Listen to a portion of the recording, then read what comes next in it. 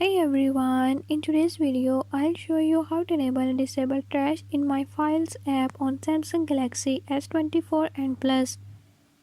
In this video I'm gonna show you how to enable and disable it.